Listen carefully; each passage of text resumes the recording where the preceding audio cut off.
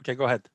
Okay, great. Thank you, everybody, for participating today. And here we are at our final session, our third and final session. And just a couple of quick announcements, or really just reminders. I put in the chat a couple of links again that we'd put up at the beginning about our NetSciEd website, and also one of the pages there is about our network science essential concepts document, and you can download it there. And once again, a little plug for, we're always looking for translators. You can see at the bottom of the page, it's been translated into about 20 languages, but there are obviously many more languages to go. And we're always looking for volunteers. So please take a look and let me know if you're interested in translating. We have a template that we can send. It's really pretty simple. And I also had put a link, several of us collaborated on a Springer volume that actually grew out of the first, I believe, 7 of these NetSciEd symposia. And I put a link there. And of course, if any of you would like to look at the book, I think we have a PDF we could send you. We're not necessarily trying to get you to buy the volume, but you're welcome to do that, of course. And as we've said, we are recording all of the talks, and Raluca just put up the YouTube channel where these will be posted. We'll let all of you know when that happens. And also in the course of the day, there's a group of us who are quite interested in specifically talking about how to bring network science into high school settings. And if you want to just send me an email, if you're interested in that, we can see where we can go from there.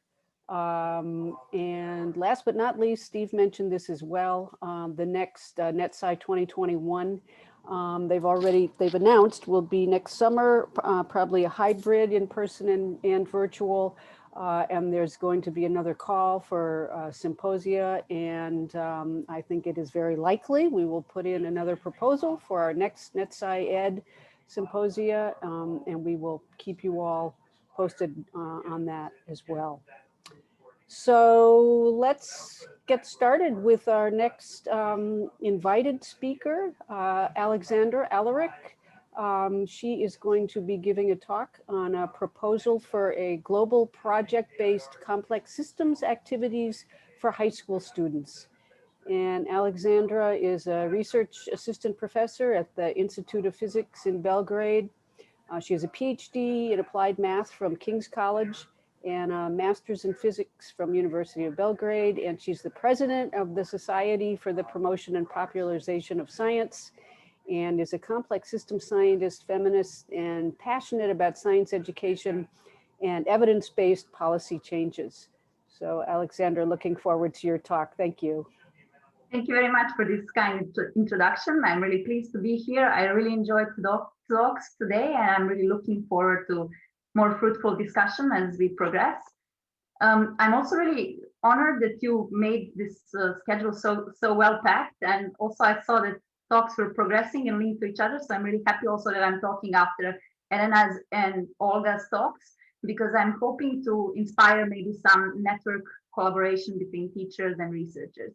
But before that, I thought maybe just to give you a slight disclaimer about my background, so why I'm talking about things that I'm going to talk a little bit later. So besides being a researcher, I'm really passionate about education and outreach. So I've been growing up with Belgrade Science Festival, where I was initially just a demonstrator, but then later on I coordinated parts of exhibition and made a really nice exhibitions that also represented Serbia in General Science Festival.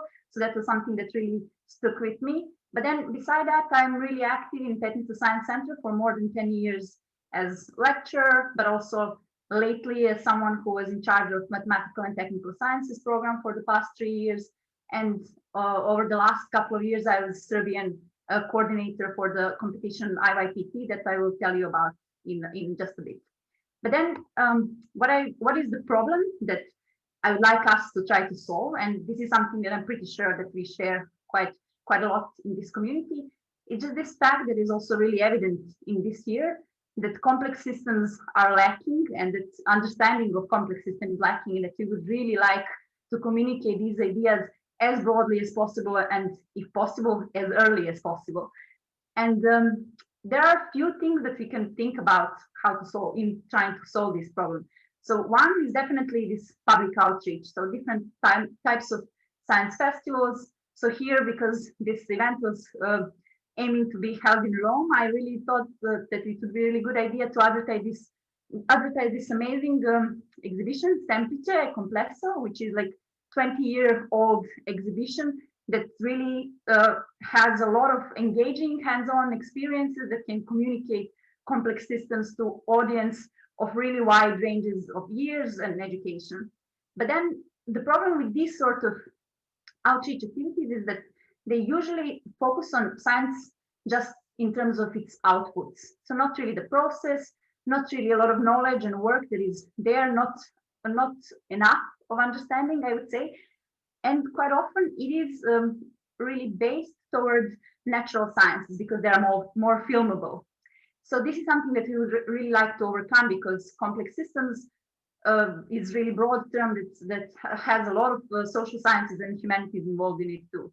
On the other hand, we have informal education, and I really like these streams, and this is something that I'll talk a little bit more. But then sometimes they lack sustainability, or they are not as long term as we would like them to be. They are quite often dependent on grants, on specific people who ran a workshop, had some really good network science curricula, but then this did not stack and they moved to another position, and that did not survive.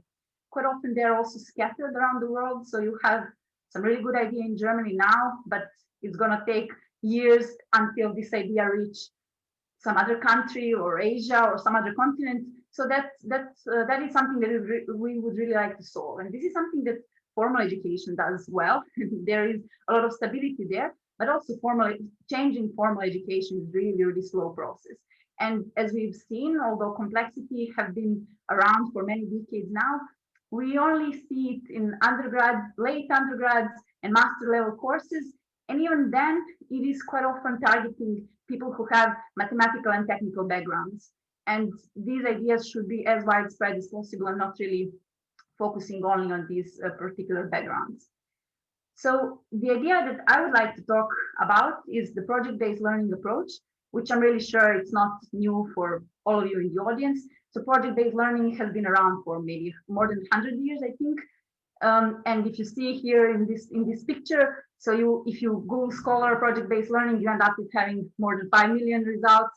And also on the other side of educators, you get a lot of hands-on ideas, pamphlets, things that would push you to pursue and implement project-based learning in your classroom. But it's not only that it's difficult to facilitate such learning and create teams and foster collaboration, but you also need to think about how to choose really appropriate topics. Students can't do that. The first-time learners can't always easily come up with project ideas. So there needs to be someone who's from outside of the classroom often. And I think this is too much burden in this project-based learning facilitation that is left on educators only. And it is because of that I would like to share with you two of these examples of Technical Science Center and International Young Physicist Tournament, which are both platforms that have long tradition of collaboration between educators and researchers in terms of fostering project-based learning. And I think we can learn from those and start something similar related to network science and complex systems. So I'll start with Technical Science Center, which is now actually like a big venue that has a huge lab building, a huge hotel or accommodation venue and similar, but it started more than 30 years ago. And it was only a couple of tents in a really nice area that is around 100 kilometers from Belgrade. And I think it was this area that made it at that point really appealing to early career researchers and students who on site could do archaeological digging, because there is some really good archaeological sites that has some relics from civilization from 6,000 years ago. But then also you have a cave, a really interesting ecosystem around to investigate, a lake and similar. So I think a group of people was building around that area, and slowly these tents were growing into old buildings and newer buildings that now you can really enjoy projects and learning there in all sorts of levels. So now the Pet Science Center gathers students in primary school, secondary school, but also students, teachers, and it's a venue that has a lot of really interesting workshops that you can attend. But still, its main focus is on high school students, and annually there is around 1,000 high school students that attend various different programs in Technical Science Center. At the bottom, I left you a lot of different disciplines that you can choose and attend a program related to them.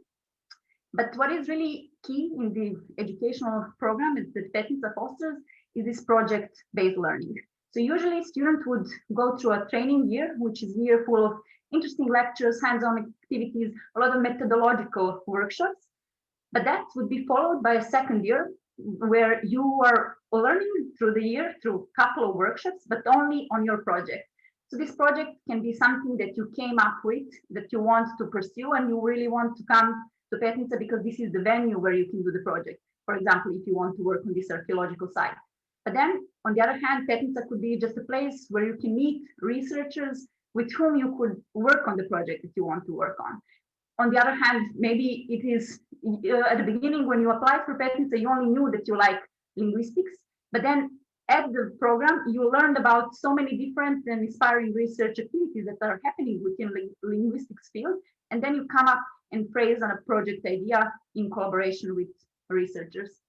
What I think is really interesting in the Petnica's way of work is this that I try to depict with these smaller and larger figures, is that it heavily relies on peer-to-peer education or next level peers, because in every project or in every student activity, there is always a student associate who takes care of this pupil's learning. So usually these are the university level students who attended Petnica programs in the past, and then they are there to mediate work between researchers and teachers and students on the other hand. So I wanted to share with you just a couple of examples of different types of projects that students done over the years. These are just three, but just to give you again an overview, in Petnica you have roughly around 100 projects happening every year, and they usually culminate with Petnica Science Conference that is aiming for students to share their work with other students and guests. So here I just give you three works that stuck with me and they all happened within the last couple of years, where you have from one side multiplex networks in scientific collaboration, but then on the other hand you see how emojis phrased and could be more difficult to detect irony in the text and similar. So you have diversity or really multidisciplinary topics that are covered there. So just to finish with this Petnica overview, I wanted to share with you again like few ideas or few comments and criticism. So one thing is that this scientific conference or small scientific conference that is organized for students mimic the way scientific conferences work, which is good and bad. So usually it's the student who represents their work. It is the most knowledgeable person about the project in the room. And that sometimes can be a lonely experience because students will not engage in as fruitful discussion as he or she could if there was someone who knew as much about the topic and could ask really good questions and continue this discussion later on. And there is also a really interesting example that I'm not going to spend too much time, but I'm happy to discuss that, is that we noticed there were interesting feedbacks back into the formal education. So one particular program that was happening in Petnica for the last also around 20 years or so is applied physics and electronics. And it's in the recent years when electronics or electronic devices became really cheap, that students who attended Petnica programs decided to bring some of that knowledge back together in their high schools. So they started small workshops to share all the lessons learned in Petnica with their high school peers. And that's now happening across all different cities in Serbia. I think more than 5 or 6 of them are happening now. So these are like small workshops organized by students for students. And yes, there is this problem of disciplinary divide that unfortunately, although projects in Petnica could be really multidisciplinary. There are no constraints on that. The fact that there are programs that are discipline-based sometimes narrows down or blocks the interdisciplinarity. So I will finish this discussion about Petnica with these two ideas that I for future or for you to try out. So I think like small thing that we as researchers can do whenever we do outreach is that we can, beside our nice and visually appealing talk about new concept that students did not hear about previously, I think it's really cool that we add some small project ideas in it. This is something that is really small, but that we really recognize that is really helpful for our students in Petnica. When we invite researchers to give us some interesting talk about their work, we ask them to add like a slide or two where they have just a tiny idea, just a very specifically phrased open-ended problem, and that really helps with future work and helps students think about different projects in the future. And I really recommend you to check this archive of past projects.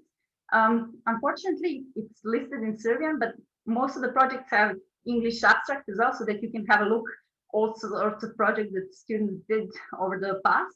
And I think what is really cool there is that it can give you idea that high school students can do really serious research, so you should not constrain them and you should not think that they are too small for complex systems or network science. They are really eager to do that. Okay, so the next topic or the next community that I want to discuss with you is this international young physicist tournament. So opposed to Petnica Science Center, this is not a venue, so it does not exist physically, but it's in the realm of idea and with an annual gathering that is happening every year in a different place. So it started again more than 30 years ago.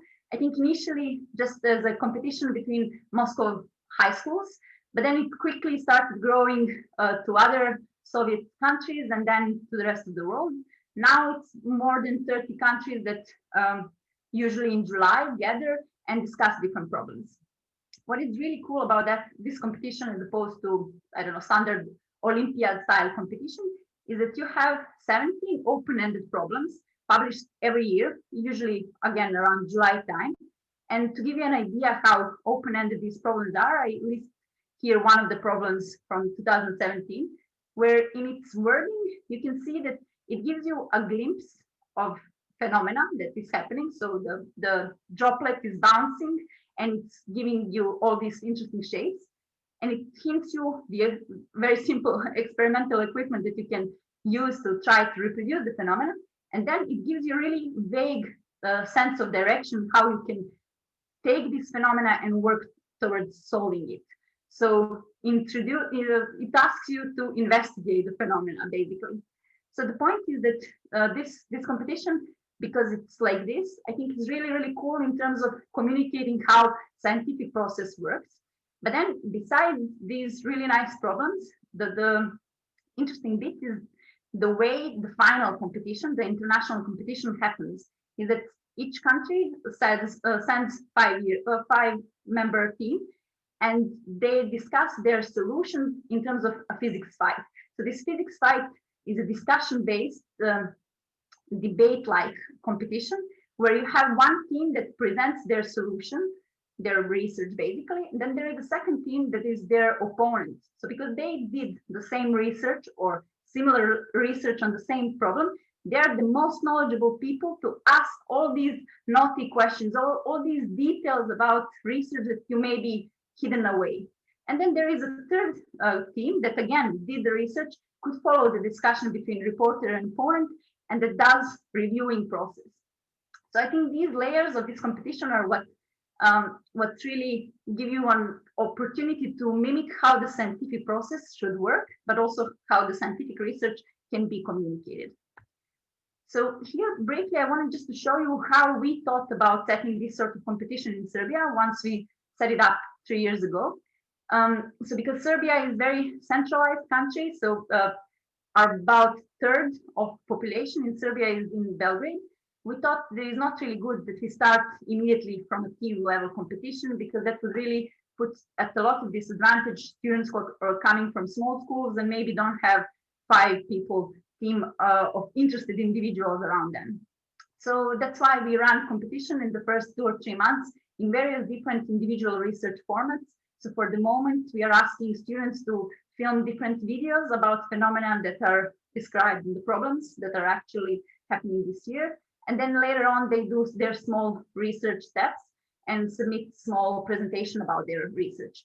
And then once they all apply, we gather them into a workshop where they can meet, exchange their ideas, approaches, find a team that is suitable for them. And only after that, they start competing in teams when they continue their research in smaller teams.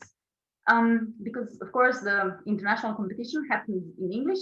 We do have finals that are happening in English, but we try to have these English level selection as late as possible so that we can engage as many as possible interested students into research without their knowledge of language.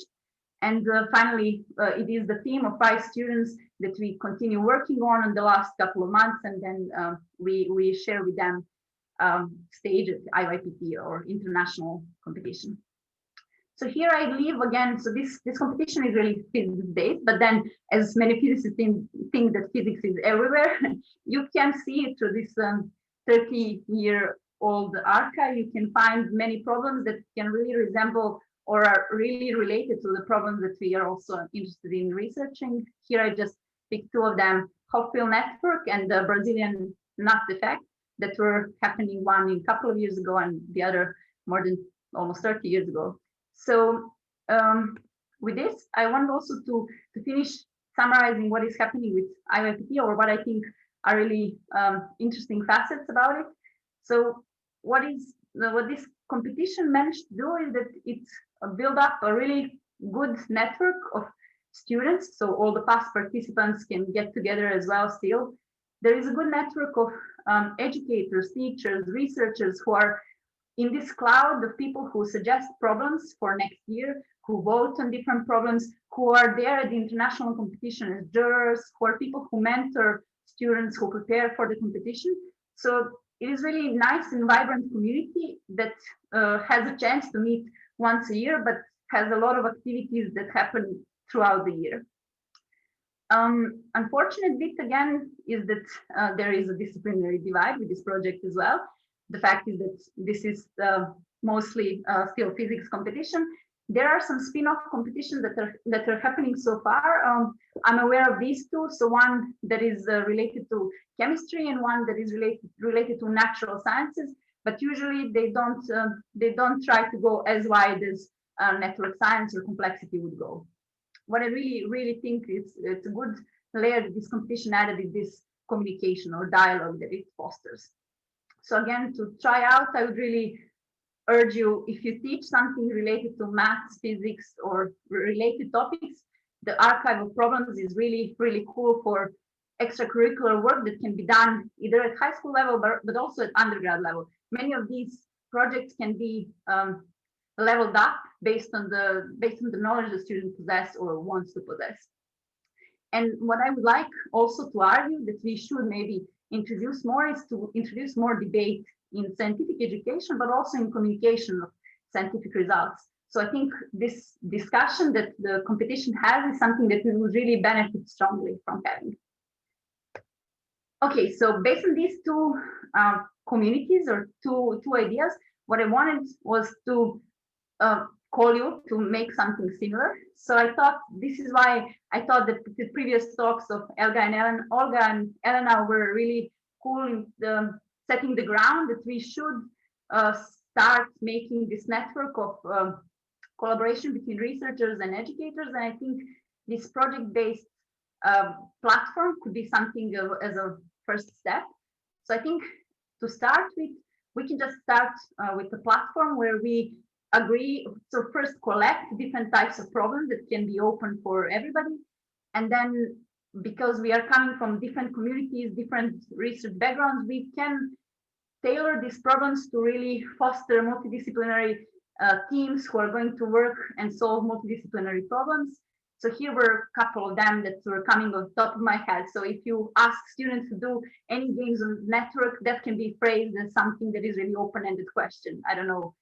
If we just say, okay, cooperation sometimes dominates when adaptive agents play prisoner's dilemma on network, investigate the phenomena. This is really a vaguely open-ended problem that can allow for many different directions, different types of network, different types of adaptive strategies, different types of whatever. So you have many options for research there.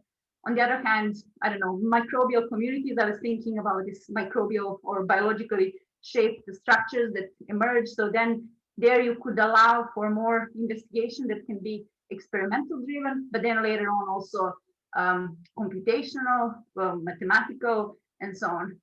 The last bit is also me thinking about something that could be maybe interesting from the perspective of language.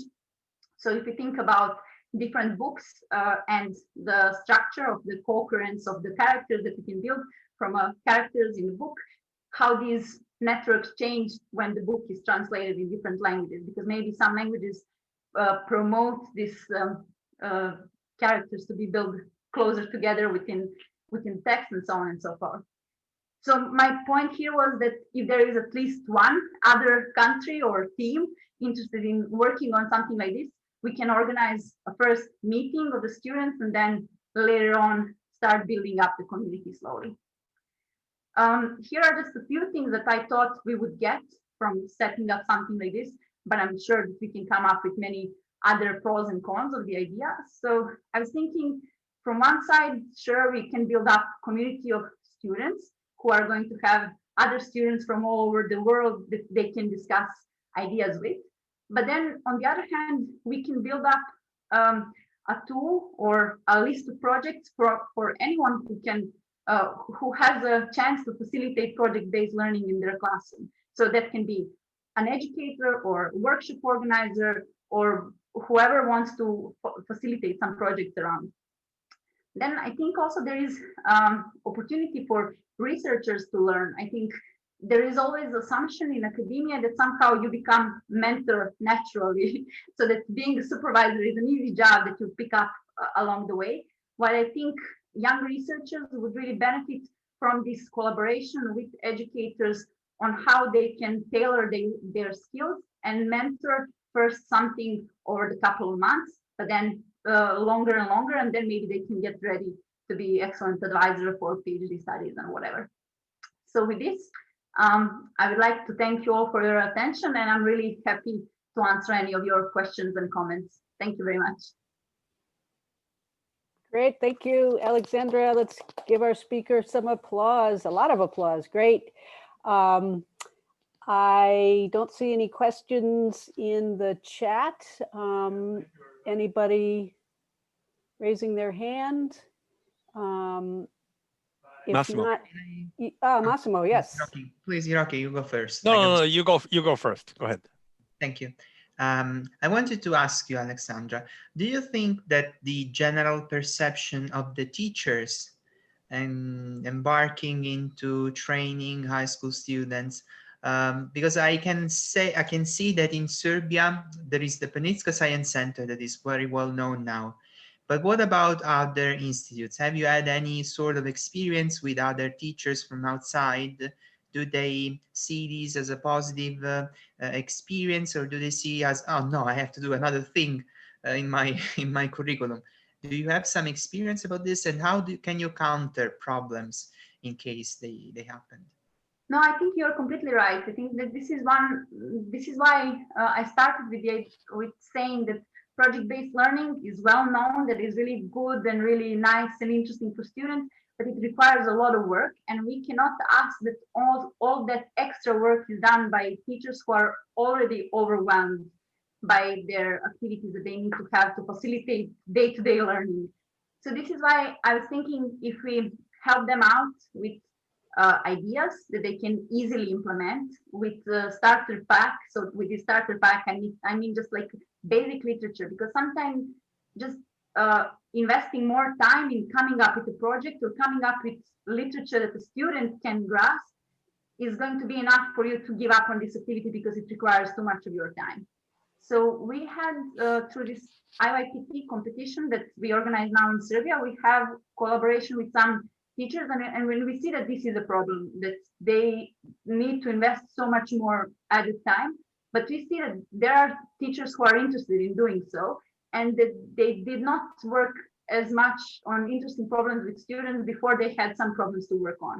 So I think there is place for progress. There is space for progress there, but it stays the problem. So if teachers don't have any added incentive to use their time in this extracurricular work, I think it can be hard. Yeah. And Hiroki, did you have a question? Yeah. So thank you very much, Aleksandra. So I'll be happy to get involved in this kind of effort as someone who has been doing the similar stuff over the years.